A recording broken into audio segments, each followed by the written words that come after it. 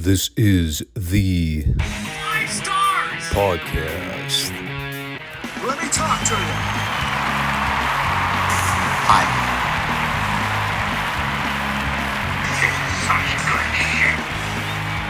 So, what do you guys want to talk about?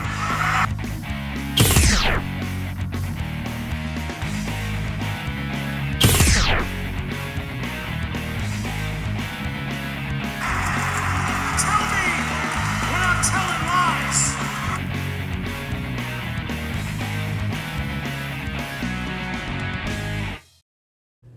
Thanks, guys. Back to you. Done with one show and on to the next. That's how it goes here on the Five Starr Wrestling Report.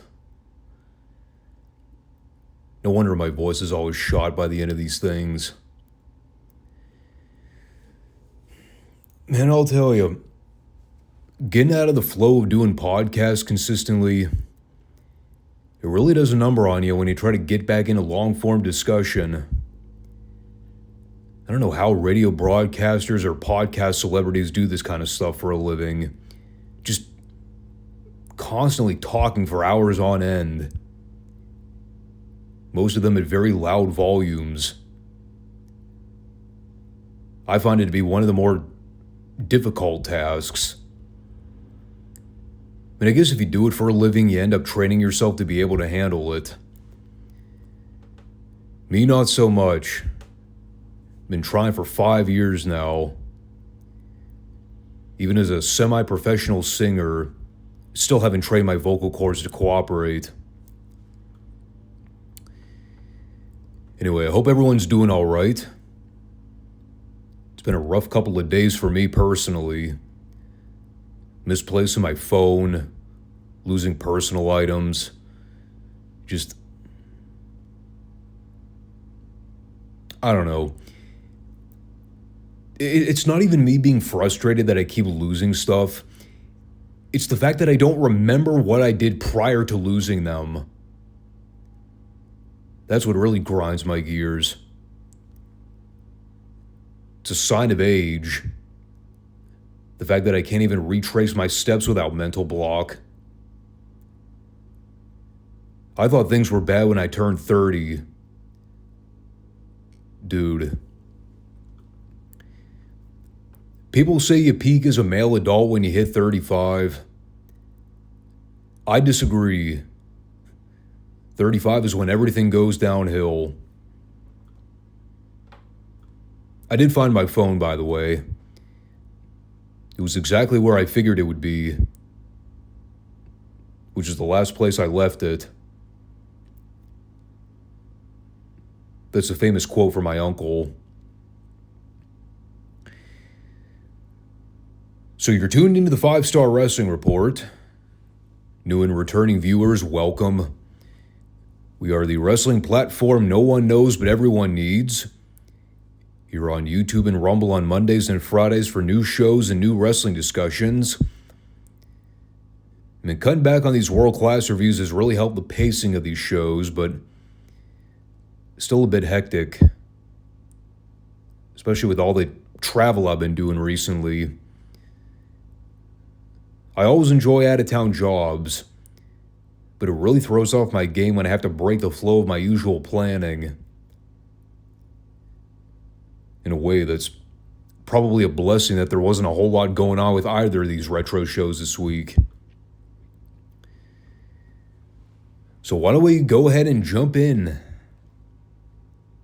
Try to not dwell on the lackadaisical programming. So I did my best to be thorough with note-taking on this show. I was kind of pressed for time on Sunday afternoon, but I wanted to make sure I didn't gloss over too much. You know, there's a lot of stuff that happens on these Saturday night TBS shows, but a lot of it, let's be honest, it's just a bunch of boring squashes or very succinct pre-tape promos. Throwing the occasional angle for the top stars. Other than that, it's pretty much what these shows have been reduced to. Under the Turner Broadcasting era. A couple little things to mention out of the gate this week. Arn Anderson is the new television champion. They've also started the build to Wrestle War on the 25th of February, and well, they revealed on the show here that Sting is slated to be the number one contender for the World Heavyweight title. As we've talked about before, though, that whole plan goes up in flames by the time we get to Corpus Christi in the next Clash event. Again, though, it's really fascinating how they're going about the build. You know, they're not trying to be so obvious that the Horsemen are about to fuck Sting in the coming weeks. So while they're telling you the match could be Sting versus Flair, they've also got this little caveat with Luger wanting to go after the world title, just to give you this lingering suspicion that maybe Luger would somehow end up with the belt by the 25th of February. Because there's still plenty of time before that show, a little over a month. So it's kind of cool how they're not being super transparent about the intended match being Sting and Flair. You know, they're keeping everybody guessing. Speaking of the Handsome Devil, the opening match is Sting versus Bob Cook. What I would coin a hilariously bad squash with one guy who was never considered a truly great worker from a technical standpoint. And then there's Bob Cook, who couldn't work, period. So they're out there just finger fucking around for several minutes. Sting's doing all his usual babyface spots while Bob Cook's trying to keep up and be in the right spot. To no avail. Pretty straightforward, though. Stinger splash, Scorpion deathlock. There was also a very long headlock sequence in the middle that nearly put me to sleep, which is always fun. And then directly coming out of that, they aired a clip from the NWA main event program where Norman the Lunatic presented Woman with a self-portrait, which was something they advertised the other week. Remember, that took place on the same show where they did Beautiful Bobby Eaton and Ric Flair for the world title. Yeah, we couldn't get highlights of that on this week's show, but they did show clips of this dumbass segment. I mean, it was pretty lame. Although I guess the payoff to Norman simping for Woman got over like it should have. The comedy bit here was him showing a really bad drawing of Nancy that looked like someone in grade school had painted it, making her look ugly and repulsive to look at. So, of course, she slaps Norman and gets him all worked up. And then Woman's bodyguard stepped in and ate a right hand from Norman until Kevin Sullivan ran down and beat the holy hell out of him. There was a shot at the end where they showed Norman's eye, and he had this huge red splotch on the side of his face. At first I was like, did Sullivan hardway Norman with this fucking poster board? I think it was just red paint. But, yeah, that was pretty much it. It would appear they're building to a Norman versus Kevin Sullivan match. One can only pray to the good Lord above that match happens on television and not the pay-per-view in a month. Oh, and yes, Nancy still has a bodyguard. For what purpose, I don't know. And I still, for the life of me, never recall a single fucking thing of value this big geek ever does. Except for apparently getting punched out by Norman the Lunatic, which is virtually a signal to the end of his career as we know it. So then we had Paul Drake and Agent Steel versus Doom. There was an inset promo from Rick and Scott Steiner where, well, supposedly, Rick knows who Doom are, even though they're still masked. But the Steiners still plan on removing the masks anyway. even though Rick knows who they are. So why he didn't just come out and say who it is beats me. I know Rick is not the brightest bulb in the drawer. In storyline, I don't think he knows that it's Ron Simmons and Butch Reed. But maybe I'm wrong. Maybe he saw them getting out of the shower and noticed them putting their masks on in the locker room. There's a moment in this match where Jim Ross is mentioning Doom's win-loss record. And he talked about them not having the best record when it comes to accumulating victories. Probably because they wrestled in that asinine round-robin tournament at Starrcade and ended up dropping most of the falls. I mean, that'll put a dent in your win-loss record. Losing like 3 consecutive times on one pay-per-view. I know I wasn't around to review that show in December, but I still hate that pay-per-view with every fiber of my being. Anyway, Doom went over here with a modified Doomsday. Guess you can call that a very apropos finisher. They should have just flat out stolen the Road Warriors finish. Would have been perfect. And Hawk and Animal aren't around for much longer, so at this point, why not? And that brought us to State Patrol versus the Rock and Roll Express. It is Ricky and Robert's first match back in the NWA as a tag team since their abrupt departure in 1988. JR called it executive burnout, which is certainly accurate, especially when it comes to the way Robert left. Ricky at least stuck around for a little bit longer. Now, they made their return last week to set up the big feud with them in the Midnights. Obviously, Ricky and Robert had been working in the AWA prior to coming back in '90, so, it's not like they had taken time off working together in between. It was all the usual babyface flurry spots from Ricky and Robert early on. Then the heels worked over Ricky in the middle so he could sell for a bit before making the hot tag to Robert. Pretty sure looking back that Ricky outright missed the tag to Robert. But hey, you can't win them all.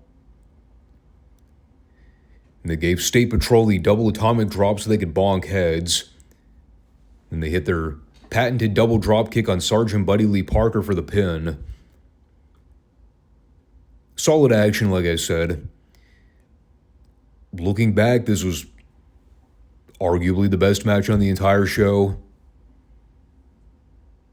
which is probably a bad sign of what's to come for the remainder of the program, because technically this wasn't even a good match. It was just fine.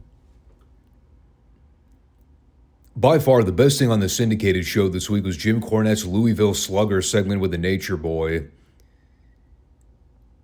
I still have to remind myself that the Midnights are heels. Like, Corny came out and started cutting a heel promo on Flair, and I was like, wait a minute. Don't these guys play for the same team? What's Cornette all hot about with Flair? Oh, that's right, he's technically a bad guy again. Even though everyone cheers for him in the Midnights.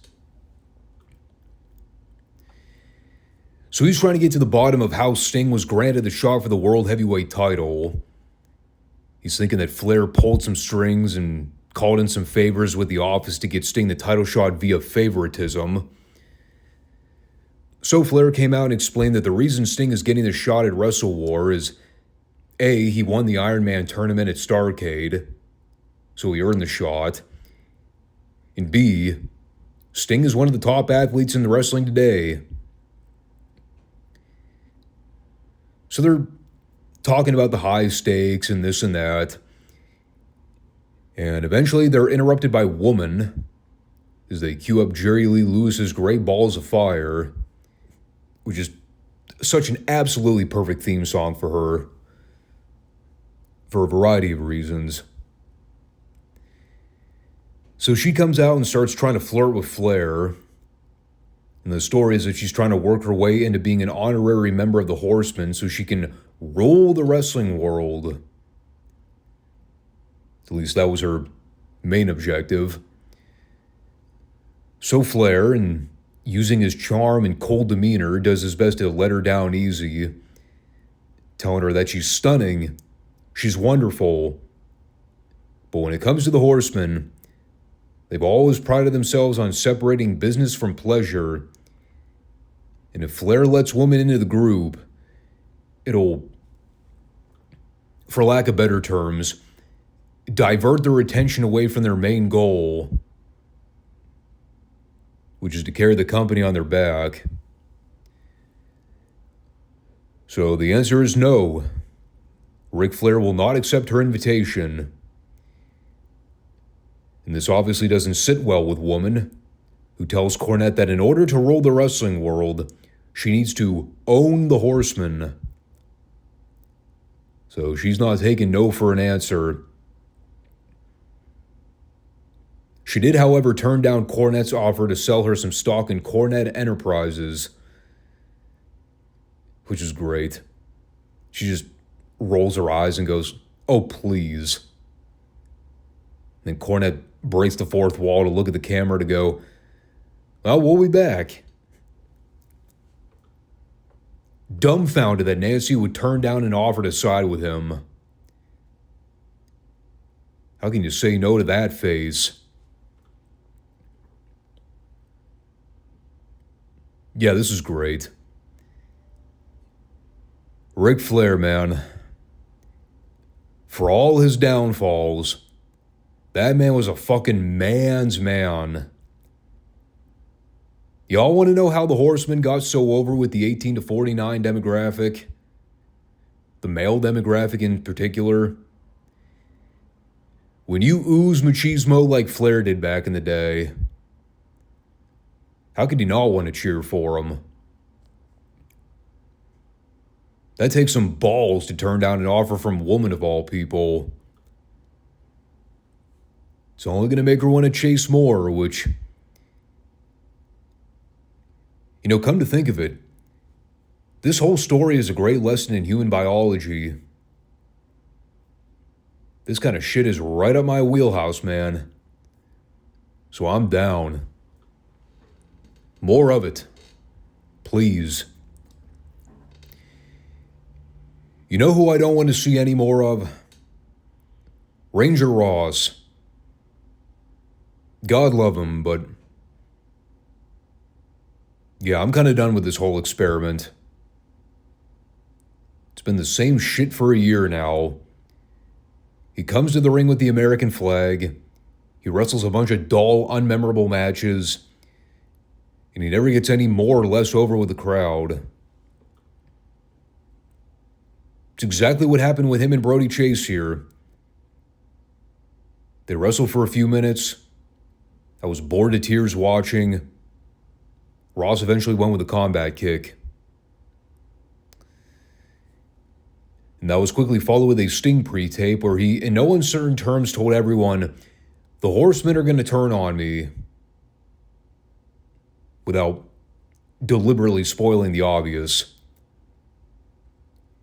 He said he's looking forward to a clean, wholesome wrestling match with Ric Flair for the world title. And regardless of who wins, they'll shake hands when it's all said and done. Yeah. That one is about as foretelling as a fucking incoming tsunami. Don't really need to go out of your way to bet on the odds of the Horsemen turning on Sting. Now it's just a matter of when. We had Rick Fargo versus Dr. Death Steve Williams. So Steve's out there beating this poor jabroni from pillar to post. He looks at the camera and deadpan goes, "I need some competition." To which I immediately responded by saying, probably need to go to Japan for a little bit, Steve. And lo and behold, look what happened in a matter of weeks. That might have been Dr. Death putting in his 2 weeks right there for all we know. That was him telling Jim Herd, when my contract expires, I'm out of here, dude. There were two things I noted here. One was a spot where he told the camera that he needed some real competition. The other was him press slamming Fargo by deadlifting him up into a military press, walking around with him overhead for about 15 seconds, and still having the energy to actually press him 5 times in a row before slamming him. And he still did it without getting blown up.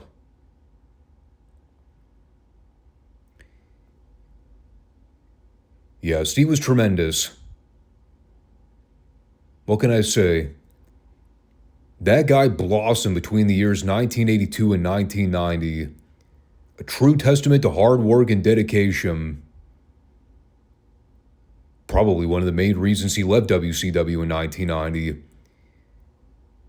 Figuring he was never going to be pushed as a top guy there, so what the hell? Why not go overseas and keep up my stock? So that led to Lex Luger versus Pat Rose.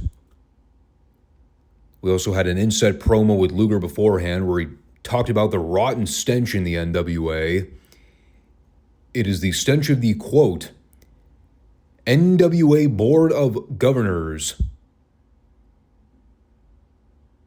Not executives. Not directors. Governors. Okay, Lex. He's calling out management for giving Sting the title shot against Flair instead of Luger, saying that it boils down to them being afraid that Luger would never lose the title if he got his hands on it. It's a conspiracy. But the fact is, Flair still has to get to Wrestle War in February as world champion. And Sting, well, he has to get to the ring, period. So he's making it known that he's taking matters into his own hands. Honestly, not a bad Luger promo. We've heard some very sketchy Luger promos throughout the years.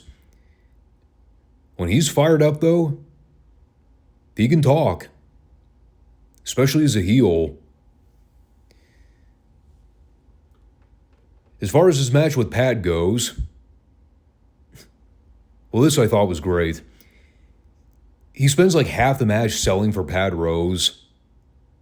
For what reason, I couldn't tell you. But Kevin Sullivan made a comment on the fact that Luger's attention is elsewhere and not on the actual match at hand. And it's like, right at the exact moment he was talking about Luger not being focused, immediately, Luger cuts Rose off, puts him in the torture rack, gets the win. I laughed. The timing was impeccable. Luger's not focused. He's getting outworked by Pat Rose. Oh, wait, never mind. He wins with the rack. I mean, it was a cool little story detail they added, but I don't know. Do we really need to watch Pat Rose get offense on the U.S. Heavyweight Champion for 3 straight minutes? If you're going to do that kind of stuff with a job guy, can you make it with someone who's actually worth a shit? Instead of pudgy Pat Rose. Well, that was followed with the Italian Stallion and Randy Harris versus the Z-Man and Brian Pillman. The trademark of the Pillman Z-Man tag team continues. A very fine mid-card babyface tag team that completely underutilizes someone who should have been a top star in WCW by the end of the year. Obviously referring to Pillman. And like, you can even just hear it. especially with the way JR was putting him over on commentary. Like, anytime Pillman was in there working offense, he lit up like a Christmas tree, man. Calling his spots, going above and beyond to talk about how amazing he was. And then as soon as Tom Zenk got in there, JR just kind of went back to regular form. There was no flair. There was no energy to his commentary. Check out how great Pillman is. And now here's Tom Zenk. I don't blame him, by the way. The work here was fine, but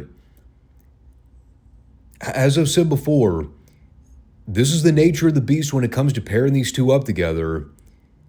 I didn't like it at the time, and I still really don't like it now. Even with understanding why it was being done. They were a perfectly acceptable middle-of-the-card tag team that really wasn't going to do much for either party except stagnate Pillman's singles career. I know that might be personal bias on my part, but I stand by it.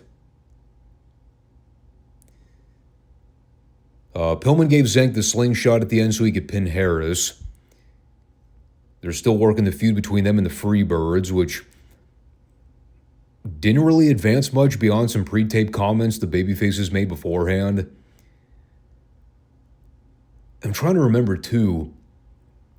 I know Pillman and Zenk end up winning the U.S. tag belts once they reintroduced those titles, because they were shelved sometime in '89, but they brought them back this year. Was there like a tournament or something that they booked? Because I, for the life of me, don't remember how Pillman and Zenk ended up winning those things. But I know they end up with them because that was one of the big features for their feud with the Midnight Express later on in the year. So from there, we had Cactus Jack versus Lee Scott, which was a storyline holdover from the other week when Cactus beat the shit out of Scott after they were paired together. Then Lee came out and challenged Cactus to a match later on.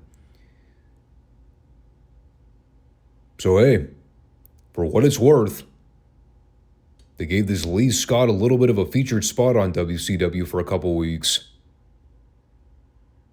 Good on him. It was merely a spotlight feature for Foley. Lee was just collateral damage and helping to get over Foley here. But hey, someone had to do the job. Literally and figuratively.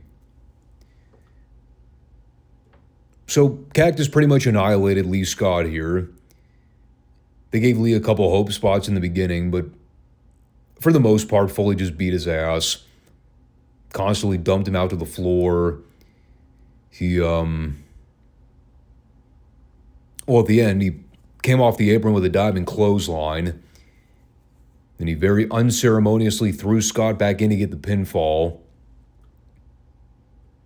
Then for good measure, he threw Scott back out to the floor after the bell, slammed him on the mat a couple times, and gave him the diving elbow spot. You know, it boggles my mind when I go back and watch some of these old Mick Foley tapes. You know, the one thing you never hear people mention, you'll never hear someone say, man, that Mick Foley was quite the athlete back in the day. He never had a physique, never looked physically that intimidating. But you know, people often forget just how agile that guy was before he completely destroyed his body and got into really rough shape. Even here in 1990 before he put on all that weight. That's why it's so hard when you go back and watch a lot of his later stuff when he's falling off cells and going through fire and just taking all these really nasty bumps. Not in great physical shape, especially by the end of his WWF run. I don't know. I understand for a lot of people, there's a nostalgia to go back and watch Mick Foley from ECW and even the WWF. For me, it's just difficult. Knowing what he was like in the early stages of his career and then seeing what he was doing to himself toward the tail end. It's sad. You know what's also sad? Finding out that the referee reversed the decision of the match and gave the win to Lee Scott. Because apparently Foley kept beating him up during the commercial break. That right there is a blemish on Foley's reputation. Losing a match to Lee fucking Scott of all people. He should be ashamed of himself. Moving on. Since the syndicated shows are pretty much nothing but squashes at this stage in the game, we had Arn Anderson versus Hacksaw Higgins. I believe it was non-title, but I wasn't really sure. I don't think Jim or Sullivan ever mentioned anything about the title being on the line. Not that it mattered. They were too busy admiring how massive Higgins was. I'll say this. It takes a lot of manpower to make someone like Arn Anderson look like a cruiserweight. But him being in there with Hacksaw Higgins, yeah, that'll do it. There were a couple things I noted about this match in particular, but the one thing that really stood out above all else, if you watch this tape, take a look at the background with all the empty seats. It looked like a world-class episode of the Dallas Sportatorium in the fall of 1986, man. It was bad. I don't know where they were in the taping block schedule at this point, but one can only hope they were closing in on the end and people started filing out. Because if that was the actual attendance figure for this week's TV taping,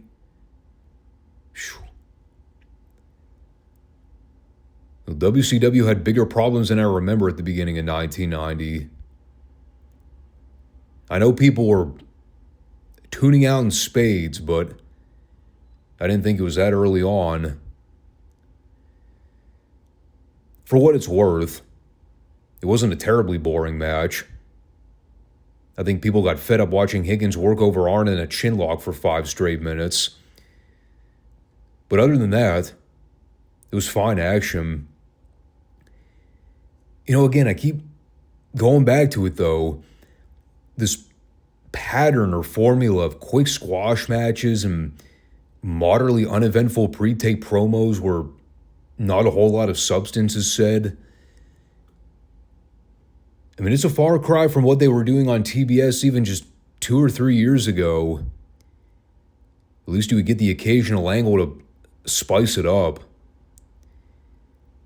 Like, I understand you can't make every single show a blowaway episode. You can't hotshot every God-blessed angle in the book in 1 week. But you can at least break up the monotony of the repetitive squashes with live interviews or maybe some pre-tape stuff that isn't directly in front of a green screen with someone talking to the camera. It's just a bad form that doesn't translate well to a wrestling audience in my book. And this is part of the reason I never liked when they left for Center Stage in 1988. When they got away from Techwood Drive in Atlanta, it took away so much of the original NWA model that worked so well for the syndicated show.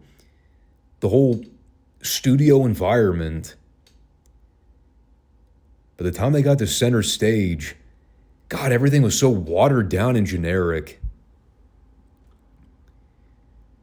Again, this is stuff I've previously bitched and moaned about in the past. But I can't overstate enough how much I never liked this formula for running television. You know, Flair did a lot when he took the book and started overseeing the direction of all the major programs. But without the angles or big segments to really hard sell everything, it doesn't make for exciting television, unfortunately. The Horsemen at least cut a good promo here afterward, mainly touching on the previous comments from earlier. How Sting versus Flair is all about respect and honor and keeping the belt in the family. You know, all the usual nonsense you'd expect from a group of rabid wolves waiting to strike. Again, just reiterating what was said earlier, though. It doesn't matter if Sting is the world champion or if Flair is the world champion. As long as the belt is with the Horsemen, that is all they care about. Then we had Ricky Nelson versus Michael Hayes. Singles action. Don't know where Garvin was this week, but honestly, at this point, I'm not complaining.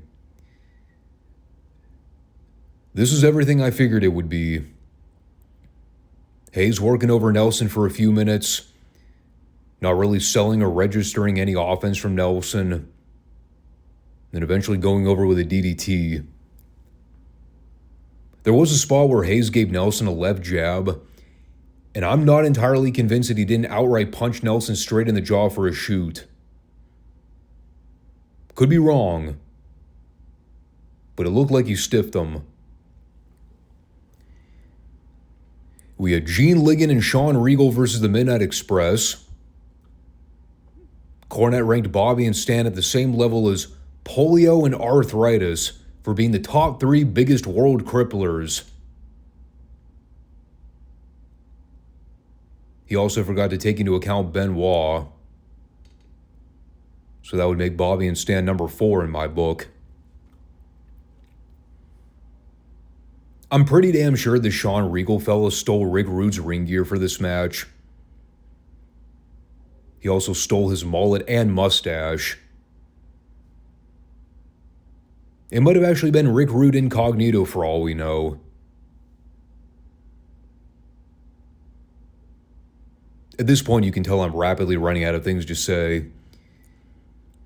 This is mainly a chance for Corny to go crash the announce desk. Let him cut some promos on the Rock and Roll Express and other important matter. The banter with him and JR is always great. We all know Cornette did not give a flying fuck at this point, so he was extra entertaining here. Just reining it in and doing whatever he wanted. It did make me wince hearing him mention that he drank 5 Pepsis earlier in the day. Not a good sign for his cardiac health scare later in the year. But the Midnights worked over the Rick Rude doppelganger through most of it.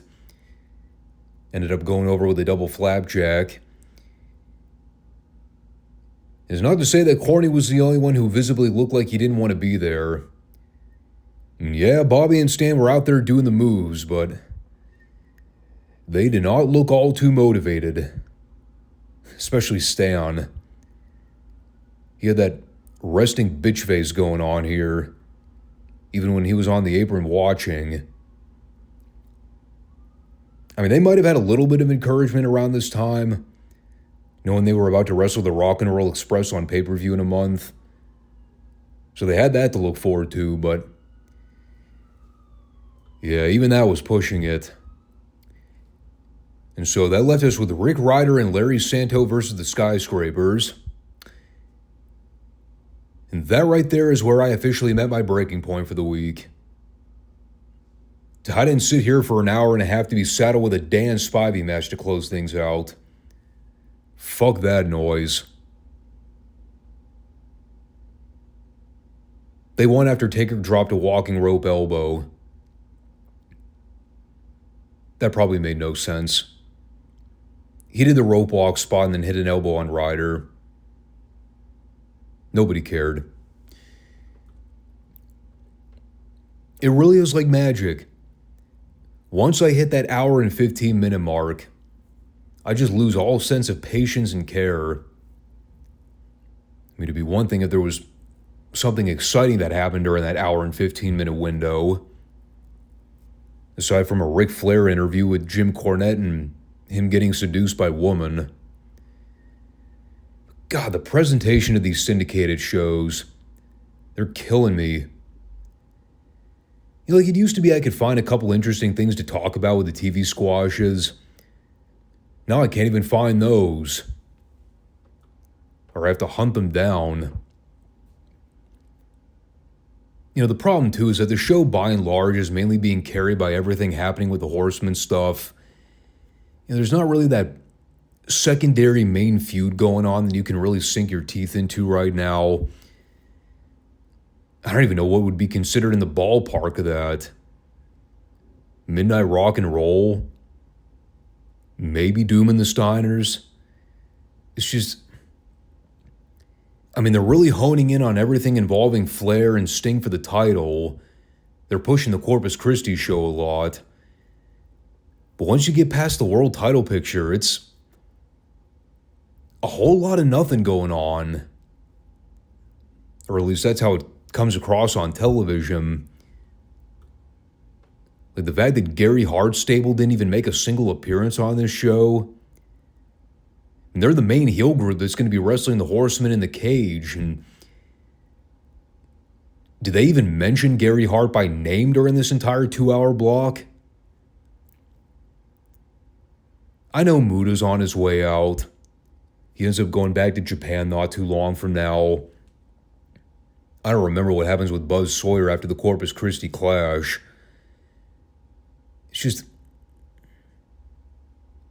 Again, weird times, man. And it's like I always say, you can't win them all. But unfortunately for WCW in the year 1990, winning wasn't really a formula they went after. All right, so we re-kickstarted our Midsouth journey the other week with a new year and some new faces on the scene. In addition, we've also had some new developments with ongoing TV stories. Not the least of which was them banning Dr. Death Steve Williams from bringing his football helmet down to ringside for future matches. You can tally that on the list of banned weapons in Mid-South along with the 2x4, the chain, the tennis racket, and the steel chair. They just keep piling up. Now, naturally, Steve had some comments to make about the particular barring. He was, well, actually, he wasn't all that upset about it. In fact, he made that clear when he did his promo. He said he doesn't need the football helmet to win his matches. He's a 4-time All-American champion. He's already proven that he's the most dominant athlete in Mid-South. So he's not worried. The only thing he's worried about is getting his hands on the North American title and taking it away from Brad Armstrong. We will revisit that conversation later on. Our opening TV bout this week is a good old tag team match, playa. It is Dale Veazey and Rick Oliver versus Tim Horner and Private Terry Daniels. I spoke a little bit the other week about Terry Daniels running Mid-South. That very brief push that Watts tried to give him when he was working with some of the top guys in the territory. It did not last long. To save you a very long-winded rant. As an undercard guy, perfectly suited. Coming to Mid-South and immediately working alongside the top babyfaces like Hacksaw Duggan and Butch Reed. Yeah, that was never going to work. And the Mid-South fans concurred. This is a fine little prelim bout. Daniels got the win with a Cobra Clutch. Oddly enough, I was more impressed with Tim Horner's work in this match than I was Daniels. But that's obviously not who they were trying to spotlight and get over here. I've talked about it before. Bill Watts had a great eye for talent, but he didn't always hit home runs. Every now and then someone would come along and you would see the guy and think, what exactly did Watts see in this guy? We had a couple of those in 1984, especially when Watts was trying to blackball JYD. But that was just pettiness. This was Watts looking at a guy and completely overvaluing his position on the card. But after that, we came back for what they advertised as the Hacksaw Duggan Award presentation.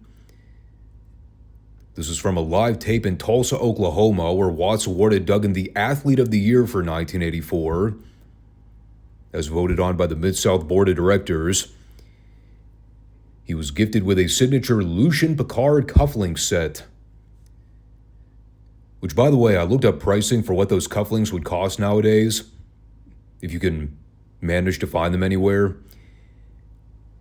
I believe the cheapest I could find was a pair somebody was selling used on eBay for around $1,500.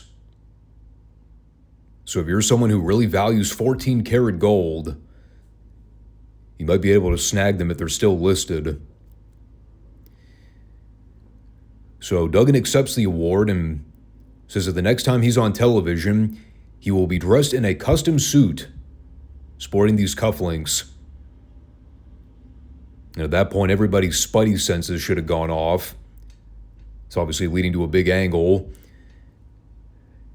I think Ted DiBiase might have something to say about the idea of Jim Duggan in a suit. Stay tuned in a minute. But that's not all we had here. It was also Joel Watts' 21st birthday. So the Cowboy presented him with a giant bottle of champagne that I believe was Jesus' actual height and weight.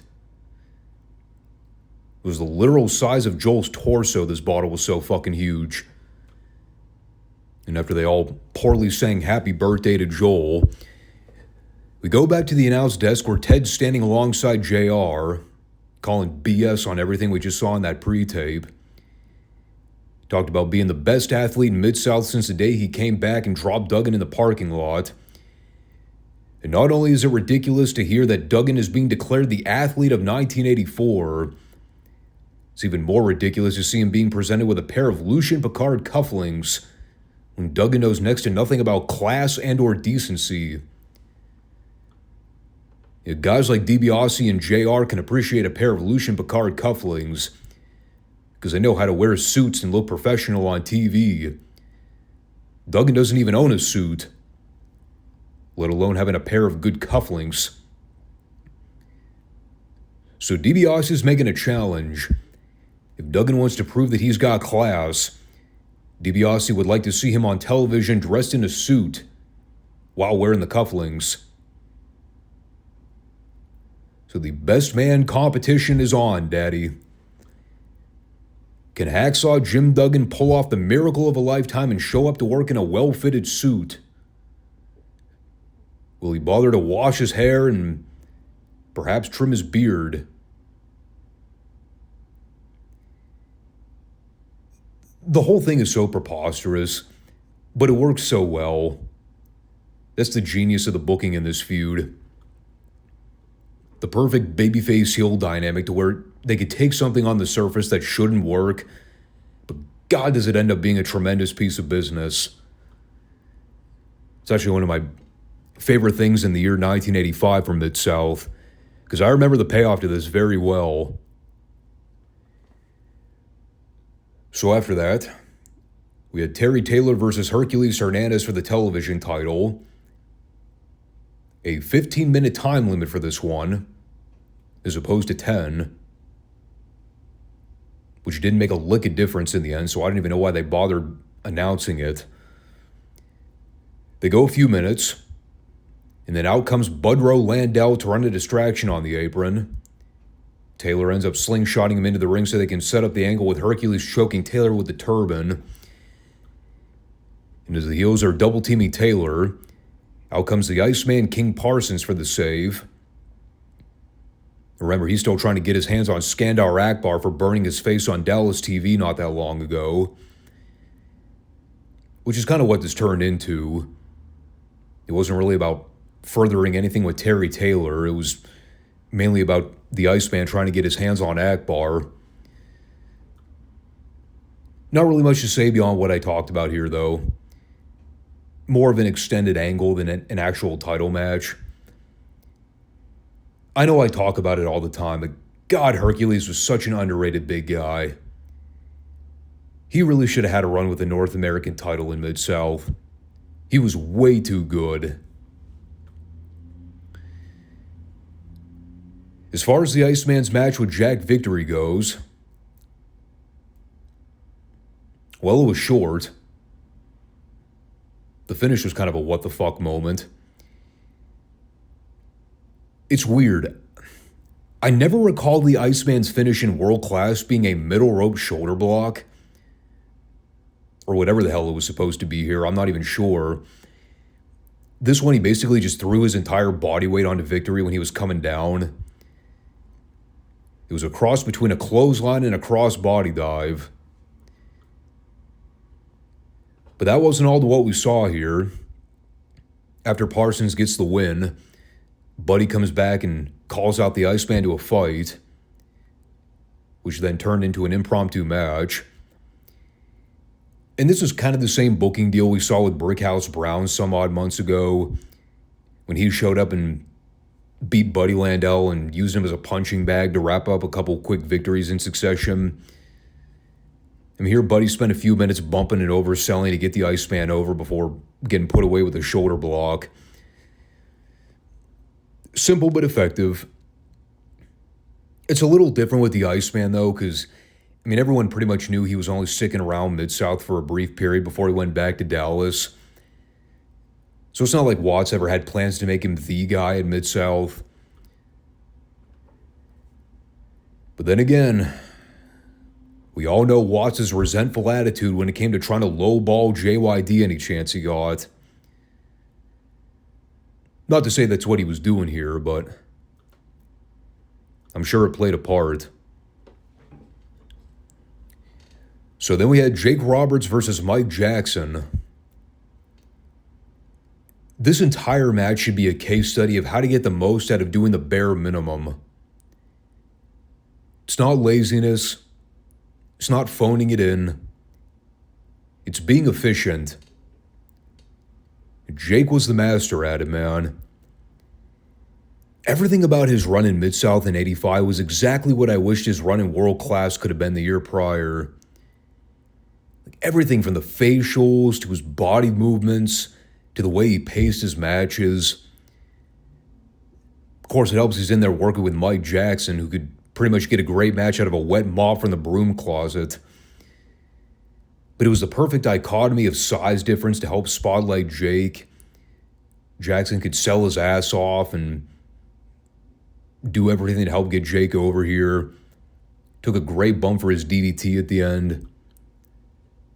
I love when Jake looked at the camera with a smile and patted Mike on the side. You're like, attaboy. That's how you get a finish over. You could even see him mouthing the words, too easy. You know, it's one of those things with Jake. I don't know, dude. This is why I hate so much about WWF revisionist history. The people that know about Jake the Snake, I'm sure they immediately think about the Python and the bag and the stuff with him and Ricky Steamboat or Randy Savage. And don't get me wrong, I'm not trying to downplay anything he did in the WWF, because he was phenomenal there. But not enough people appreciate just how great he was during his run in the territories. He was never pushed on top, unfortunately.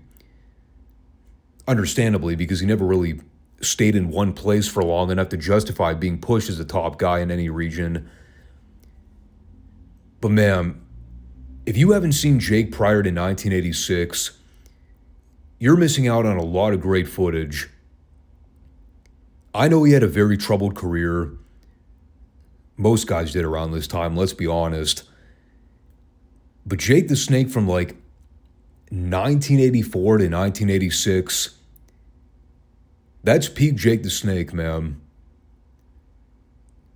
Remember, this is the same guy that left Mid-South in '86 because he was told he would never be a top guy in the territory because he couldn't draw, despite the fact that he was one of the most over guys in Mid-South by that period. mean, that's the level of delusion that was going on, even during that period in Mid-South, before the UWF rebrand. Anyway, moving past that, we had Kamala going over Rocky King and George South in a short handicap squash. Probably the less said about that, the better. And that brings us to Brad Armstrong and Dr. Death for the North American Championship. I did have to note Joel's comment about Pee Wee Anderson in this match before I get too in the weeds here. It was a very cute comment, but I also had a great retort line for it, so I had to mention it for my own amusement. He had mentioned how Pee Wee's officiating grew exponentially since he started in Mid-South. My response was, that's about the only thing about Pee Wee Anderson that ever grew. Low-hanging fruit? Perhaps. But I also love Pee Wee Anderson, so I can josh about it. So now that I got that out of my system, the good news about this match, it went a little longer than the TV title match from earlier. The action, I would say, was pretty good while it lasted. Remember, the entire selling point here was that Williams didn't need to use the football helmet to prove that he could get the job done. And, well, he was a man of his word, minus the getting the job done part. I mean, they had a very fine back-and-forth amateur grappling style match. Williams worked over Armstrong for a good portion of it and used his amateur wrestling background to control the pace of everything. It led to Brad working from underneath and being a very effective babyface in peril, which he was a natural at. And then right as things were heating up toward the closing moments, the clock ran out, so it wound up being a no contest. But the main story coming out of this was that Williams never had to try to cheat or use a gimmick to win the title. Even as a heel, he just kept it very straight and wrestled. Was it the most exciting match in the world start to finish? Probably not. But again, bigger picture, that's mainly what I'm trying to get at. I still don't really agree with Brad Armstrong as a North American champion, but I get what they were trying to do at the time. It's not like he was a horrible champion or anything, just not really somebody I would brand as a top world champion for a major territory. Great look, great talent, phenomenal athlete, but Magnum TA he was not. Hacksaw Duggan he was not. Butch Reed he was not. It's probably the one thing I would wholeheartedly disagree with when it comes to Jim Cornette. I've heard him talk about the idea that he wanted to push Brad as a top singles world champion and Smoky Mountain at one point, and I was like, ugh. Yeah, I don't think that would have gotten over. Again, no offense to the guy. Just Brad Armstrong is a top world champion? No. Not buying it. All in all, not a great episode of Mid-South TV. Kind of middle of the road in terms of start to finish programming. I think the main thing coming out of this week was the setup to the DiBiase Duggan suit contest they're about to do. That whole segment was great. The rest of the show I could kind of take or leave this week. It's still fun to talk about all the big names from around this time and go back to watch old footage of the soon-to-be major stars. And I mentioned the other week, Mid-South in '85 was another really strong year for the territory. Vince was gaining a lot of momentum with going national in the WWF, but there was still a market for territory wrestling, especially down south. The territories were slowly on the downturn, but they were still actively thriving by the mid-'80s. before Vince got a hold of all the major players and or the major players went to the NWA, by that point it was over. I mean, there have been books written on this topic. It's not like this is newfound knowledge. I'm just a geek on the internet reporting on it. Anyway, that'll wrap up this one. Folks, make sure you subscribe, comment, and rate the show for me if you have not already. Again, make sure you come back and check us out every Monday and Friday for new podcasts. Looking ahead here, I think there's going to be a Friday show at the end of the month that I will not be able to do. I'm still trying to iron out the details of when that's going to be, but I'm pretty sure it's going to be the last week in January. So we'll keep that on the radar and provide an actual update when we get there. But that'll do it for now. Take care, everyone. Thanks for watching, and we'll talk to you all soon. Peace out.